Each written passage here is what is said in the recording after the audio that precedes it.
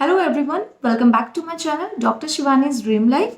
Hope guys आप सब लोग बहुत अच्छे होंगे और आपको मेरे साथ जुड़ के मेरे चैनल पे मेरी अपडेटेड वीडियोस को देख के उनसे नॉलेज लेके अच्छा लग रहा होगा। सो गाइस मुझे ऐसे ही सपोर्ट करते रहिए और मैं आपके लिए ऐसे ही न्यू वीडियोस लेके आती रहूँगी। सो गाइस आज मैं आपके लिए लेके आई हूँ एक और इन्फॉर्मेटिव वीडियो और उसको आज मैं आपके साथ डिस्कस करने जा रही हूँ। एक ऐसा टॉपिक जो हमारे बेबी के हेल्थ के लिए, बेबी टीथ्स के लिए बहुत ज़्यादा इम्पॉर्टेंट है और हमें ये टिप्स जो हैं, ये जो पॉइंट्स हैं याद रखने हैं, अपनी नॉलेज में रखने हैं, जिससे कि हमारे जो बेबी की टीथ ग्रोथ है, जो टूथ डेवलपमेंट है, जो टूथ स्टेजेस हैं उनका, और जो उनकी बहुत अच्छे से जो ग्रोथ होती है माउथ की और उनके जो ओरल हेल्थ है अच्छे से मेंटेन रहे, उसका ध्यान रखना है। सो वीडियो को स्टार्ट करने से पहले मैं आपको ये कहना चाहूँगी कि आप पहली बार अगर मेरी वीडियो को देख रहे हैं तो प्लीज़ मेरे चैनल को firstly subscribe and press the bell icon also, so that आपको मेरी वीडियो के साथ नोटिफिकेशन टाइम पे मिल जाए।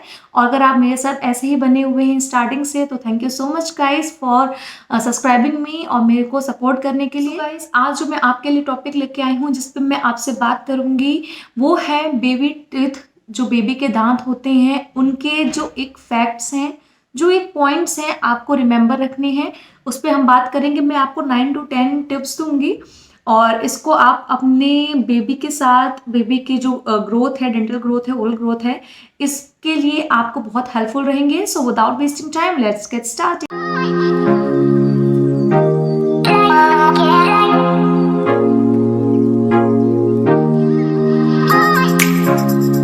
सो 10 tips to know about the baby tooth. और आपके बच्चों के जो दांतों की जो ग्रोथ होती है वो डिपेंड होती है उनके हेल्थ पे, उनके माउथ की हाइजीन पे, ओरल हेल्थ पे।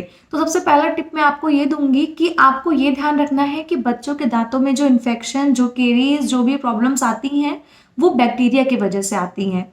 बैक्टीरिया जो होते हैं वो स्प्रेड करते हैं फ्रॉम पर्सन टू पर्सन और एक दांत से दूसरे दांत पे। तो हमें ये चीज़ याद रखनी है कि आपके बच्चों के दांतों में जो भी मतलब प्रॉब्लम्स हैं, जो भी अनहाइजीनिक या अनहेल्दी फूड स्टफ भर जाता है, उसको आप अच्छे से क्लीन कर दें।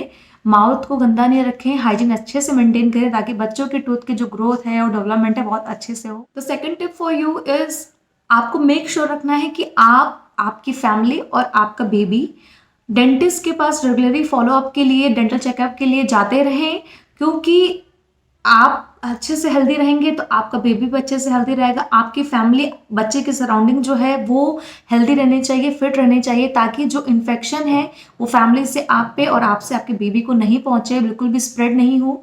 और ओरल हेल्थ ऐसी होती है ना कि आप कोई भी चीज़ आप खा रहे हो, आपका बेबी आपके साथ खा रहा है, तो जो आपके माउथ का इन्फेक्शन है हो सकता है वो उसको भी पहुंच जाए। तो हमें इन्फेक्शन के चांसेस को स्प्रेड होने से बचाना है।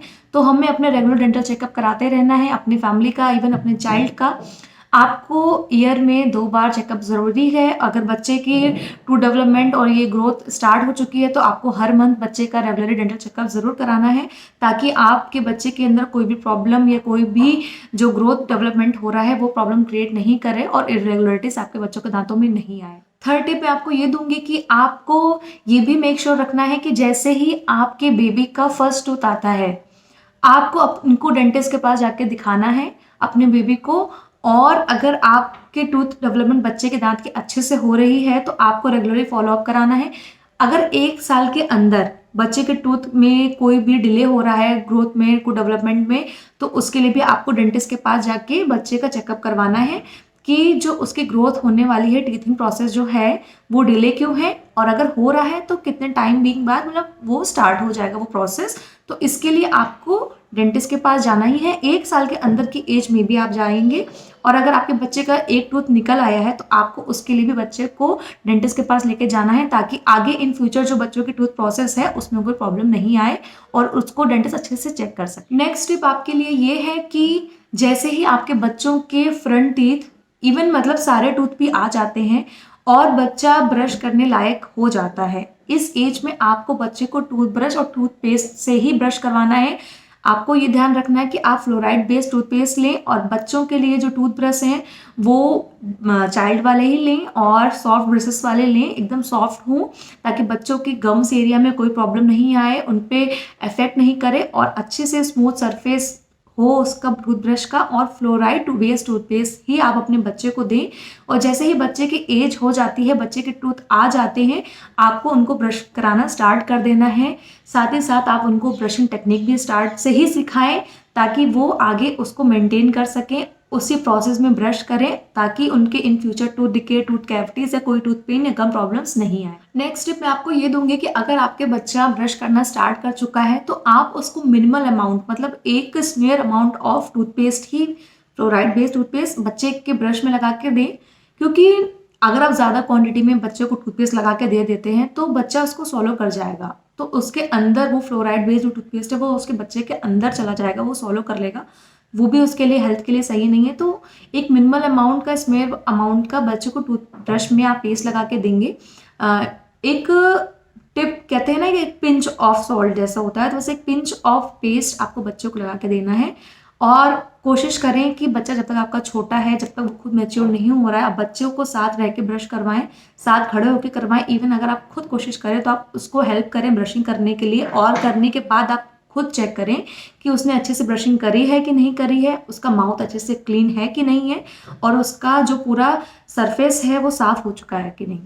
नेक्स्ट टिप आपके लिए ये है कि आपको ये ध्यान रखना है हमेशा पूरे दिन में 24 आवर्स के अंदर कि आपका बच्चा 1 to 2 ounce of water with fluoride regular drink करे, इससे कम नहीं हो। ज़्यादा आप 1-2 पाउंड स्टार्ट कर सकते हैं, but 1 to 2 ounce of water आपके बच्चे को फ्लोराइड बेस वाला रेगुलर पिलाना है 24 आवर्स के अंदर। बच्चे को जितना ज़्यादा आप पानी अच्छा पिलाएंगे, फ्लोराइड बेस वाटर पिलाएंगे, बच्चे का टूथ प्रिवेंट रहेगा कैविटीज होने से या टूथ डिके होने से।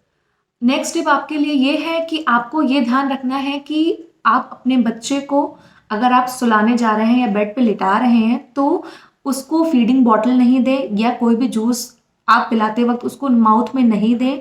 लेटने के टाइम में बच्चा सिर्फ अगर पीना है उसको तो आप वाटर दे सकते हैं, वो वाटर बॉटल को मुंह में लगा के पी सकता है, लेट सकता है। लेकिन अगर आप बच्चा को आप मिल्क दे रहे हो, या कोई शुगर सब्सटेंसेस दे रहे हो, या कोई जूस दे रहे हो, या कोई भी ड्रिंक दे रहे हो, तो आपको बच्चे को नहीं देनी है।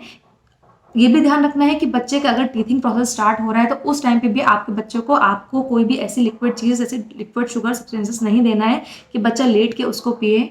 अगर आप उसको पिला रहे हो तो आप बैठ के पिला के, माउथ वॉश करा के, रिंस करा के ही उसको लिटाएं। और ये आपको ध्यान रखना है, बच्चे को बेड टाइम पे आपको कोई भी लिक्विड ड्रिंक और कोई भी शुगर सब्सटेंसेस वाली चीज़ें बच्चे को नहीं देनी।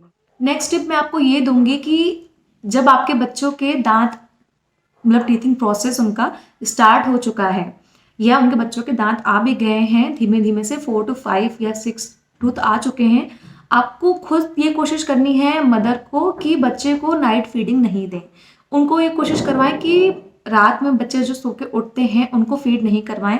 ये भी बच्चों के लिए बहुत अनहाइजीनिक होता है, और बच्चों के माउथ में जब दूध बच जाता है, मुंह के एरिया में लगा रह जाता है, तो वो भी बच्चों के दांत में, बच्चों के माउथ में, गम्स में प्रॉब्लम क्रिएट करते हैं, उनके ग्रोथ में प्रॉब्लम क्रिएट करते हैं, उनके गम्स एरिया, उनके टूथ स्ट्रक्चर, उनके जो टीथिंग प्रोसेस है उसमें प्रॉब्लम होती है। तो आपको ये ध्यान रखना है कि जितना कोशिश करें आप बच्चे को नाइट फीडिंग नहीं दें, कोशिश करें कि बच्चे को पिला के सुलाएं, और जब बच्चा उठता है तो उसके बाद आप उनको फीड करा सकते हैं। लेकिन रात में अगर बच्चा सो रहा है तो आप मिडिल फीडिंग नहीं दें बच्चे को। नेक्स्ट टिप आपके लिए ये है कि बच्चे को लिक्विड और जूसी सब्सटेंसेस हमें 4 to 6 ounce ऑफ लिक्विड ही देना है एक दिन के अंदर। इससे ज़्यादा बच्चे को आप ड्रिंक नहीं करवाएं, कोई भी जूस या कोई भी लिक्विड सब्सटेंसेस, शुगर सब्सटेंसेस।